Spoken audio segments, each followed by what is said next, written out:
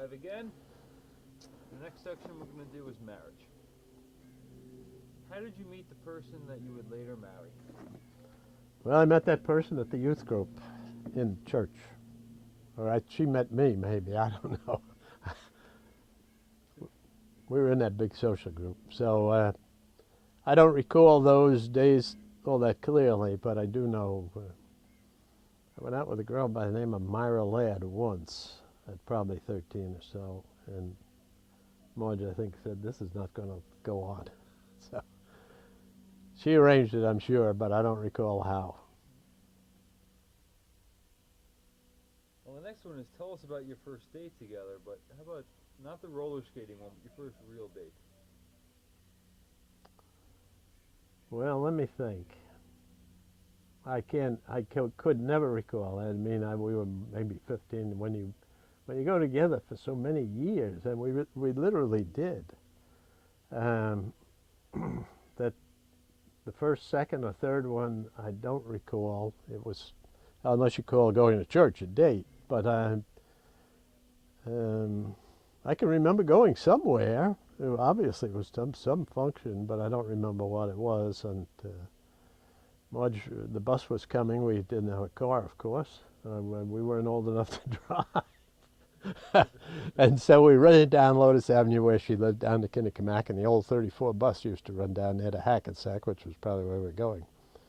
And it was icy winter, and I encouraged her to run faster and faster and faster because the bus was in sight. And she slipped on the ice, and she slid on her knees and ruined her stockings. And to me, they didn't look too bad just because they had runs down the front. And she said, no way. And I think she went home and changed stockings or something. Where we were going, I can't recall. I do remember that incident, though. Now, how long did you know her before you got married? Well, I knew her 7 years. So that's a long time. And we saw a lot of each other because, well, we lived 5 miles apart, I guess. I lived in Westwood. She lived in Oradell. We went to the same church, and that meant we saw each other Sunday morning and Sunday evening. The folks were very anxious. In fact, we went to that church mainly for the kids, for the social aspect.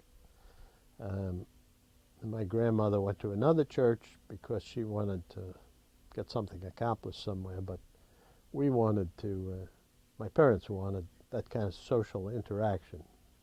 And so it paid off big, I guess. Describe your wedding proposal.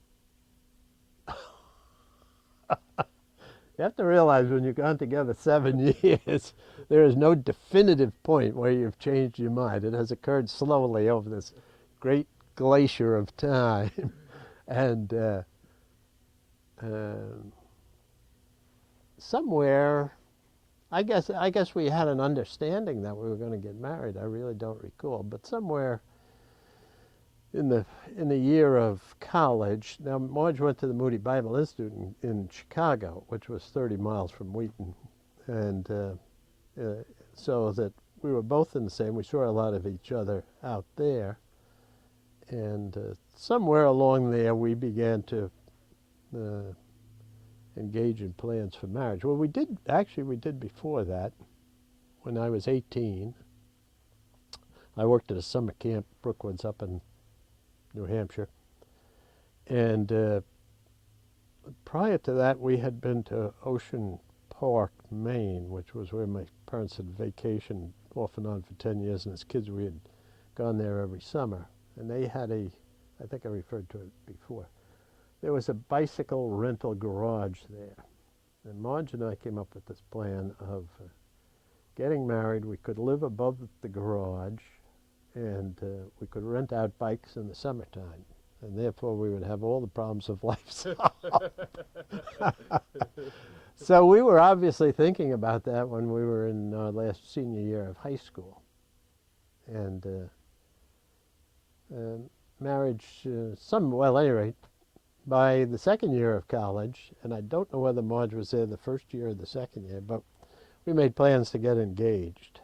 So that was kind of serious. And we got a ring. which was, as I recall, $700, which in those days must have been a lot of money. And she still has it, so it paid off big. We got it through an uncle of hers, Ed Weeder, who was a jeweler down in Maiden Lane. I remember going there. And we got engaged, and then we set a date. So somewhere in that spread of my ages, which would be 1948 through 51. No, we got married in 1950, so we'll have been 48 to 50. Could I have been married at 50, at 20? I guess I was. I'm losing track, but that's absolutely right. We were married November the 22nd, 1950. I was 20, so was she. Where did you get married? We got married in that church, Hackensack, New Jersey, the First Baptist Church. I have the book somewhere upstairs, and I came across it recently and was surprised to see all the people who signed it, who are now dead. Now, did you have a honeymoon? Oh yeah, we borrowed my mother's car. The wedding was on. It was either the night before Thanksgiving, or Thanksgiving. No, it couldn't have been Thanksgiving. It was Wednesday night that year, the day before Thanksgiving, and we got married. We had borrowed my mother's car, which was then a 1948 or 9 Rambler, Nash Rambler, a classic car I wish I had. Had a roll-down convertible top to it. My dad bought it. My mother hardly knew how to drive, but my dad splurged on that kind of a car for her. Thought it would be great. I taught my mother to drive, by the way. My dad and she just couldn't. She couldn't go that route. I think they tried once, 20 years before. But when I was a senior in high school, I taught my mother to drive, and she. Man, I don't know. I don't remember the sequence of cars. But anyway, we borrowed that Rambler, and we drove from New York to Chicago to see our old friends and enjoy that. And we came back through Detroit, where we had some other old friends. And I think we came back through Detroit. I'm not sure of that factor. And then came back home to Bergenfield, New Jersey. It was an adventure. We went for our first night at the Bear Mountain Inn, and the following morning we had breakfast there, where Marge wore her corsage to breakfast. And because everybody figured something was going on here. And the following morning we were in Harrisburg, Pittsburgh, and it had started to snow overnight. And I got up and we got in this little Rambler, which could hardly stay on the road in the snow. So I pulled in the garage and we put tire chains for it. And we drove to Ohio, and it snowed all day, and it snowed all night too. We drove 700 miles in chains to get to Chicago. Almost got killed in a railroad crossing, and got marooned in Lima, they pronounce it, Ohio, overnight in a motel, which when you're on your honeymoon isn't the worst event.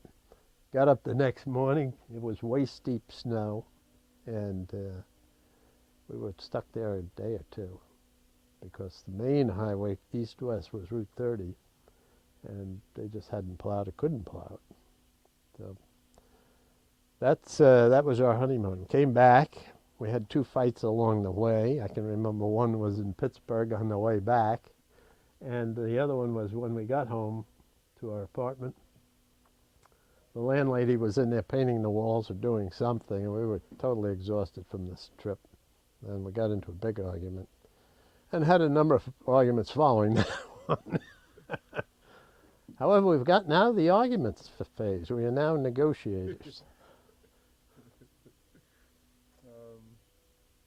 How would you describe your spouse?